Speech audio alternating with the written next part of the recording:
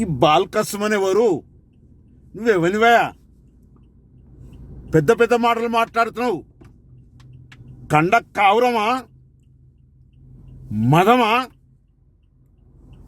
డబ్బులు బాగా పిచ్చిలేసిందా? నాలుక కనుక మందమై షేర్లు వస్తే ఉప్పు పసుపు పెట్టి రాకుతాం. ఎక్కడికి దొరికితే అక్కడికి మాట్లాడుతున్నావు.